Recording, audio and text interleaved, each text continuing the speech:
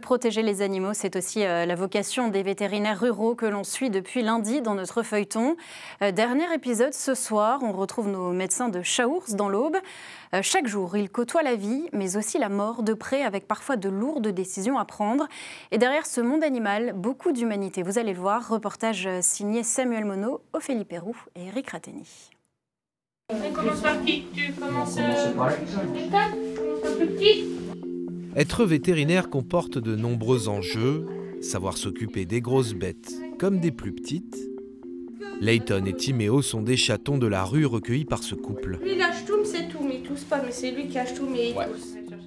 Ce sont leurs premiers animaux de compagnie, il y a tant à apprendre, alors le docteur Mélanie Mazur doit être pédagogue. Donc, vous mélangez une gélule, un petit peu de pâté, et vous séparez en deux, d'accord? Vous les ouvrez, c'est de la poudre dedans, vous mélangez avec. Ça permet d'aider à refaire un peu de la flore digestive. Il faut être sûr que le message il est passé, surtout ça en fait, c'est que s'assurer que ce qu'on a dit a été compris, a pas mal été compris, et des fois on se répète 3, 4, 5, 6 fois s'il le faut, et puis jusqu'à ce qu'on est sûr que le message soit passé, qu'il était bien interprété, que ça va se faire derrière, que le traitement va se faire, et c'est pas toujours facile. Nous retrouvons Gilles armé de son laser auprès d'un vieux briscard. First, 17 ans, une longévité exceptionnelle mais qui commence à sentir le poids de la vie sur ses articulations. C'est un appareil qui va très bien pour tout ce qui est arthrose, cicatrisation, tendinite, inflammation, des choses comme ça. On a eu de très bons résultats sur des chiens qui étaient condamnés il y a 2-3 ans, quand on n'avait pas l'appareil. Et puis éviter les souffrances, et puis éviter beaucoup la chimie. Parce que, quand on fait du laser régulièrement, il n'y a pas besoin d'anti-inflammatoire pour des chiens. C'est d'ailleurs un des préceptes du vétérinaire, éviter la prise de médicaments quand c'est possible et surtout rester libre de ses choix. Son cabinet est l'un des derniers en France à ne pas avoir cédé aux faveurs d'un grand groupe. Je veux rester purement indépendant. Libre de ma prescription, libre de ma clientèle, libéral, voilà. Il y a des gens qui sont venus pour racheter la clinique, comme ils ont fait partout dans la région. Non, ils ont pris la porte. Même si c'est beaucoup d'argent sur la table. J'ai pas besoin qu'il y ait quelqu'un qui me dise tu arrêtes de faire ça parce que tu préfères faire du chien et chat et ça va nous rapporter beaucoup plus d'argent. Donc je refuse que tu prennes ta voiture pour aller voir un cheval ou une vache. Et tous ces éleveurs qui sont devenus quasi tous des potes, je leur vois pas envoyer un courrier au 1er janvier en disant à partir de demain vous vous démerdez, trouvez un autre veto.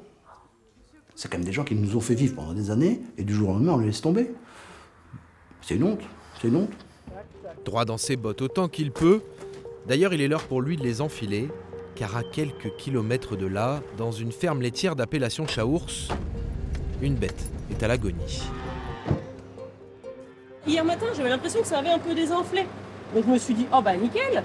Et puis là, impossible de la lever, elle restait dans sa logette, donc j'ai très l'eau. Elle a mal de chien surtout. Mais pourtant, antibio tolfine. Donc je me suis dit, là, c'est fracturé. Là. Il y a une fracture. Ouais. Après un diagnostic complet, Gilles est sûr de lui. Il faut les euthanasier. On essaye vraiment d'abréger et d'éviter la souffrance animale. Parce que de toute façon, une vache qui ne produira plus de lait, qui souffre le martyre, c'est pas la peine de la garder vivante. Je veux dire, malheureusement, c'est comme ça. Cette vache va mourir pour une fracture. Depuis des années, les dérives génétiques sur les races laitières font qu'elles produisent trop de lait et sont trop lourdes. À la moindre chute, les pattes se brisent. Ces euthanasies sont fréquentes. Gilles en fait une 50aine par an. Cela fait partie du métier, un métier de cœur où l'affect est une notion à la fois centrale et secondaire, car il faut savoir s'extraire de toute émotion. Mais c'est aussi un métier de rire, de joie, de soulagement, d'amour aussi. C'est ce que notre escapade nous aura appris.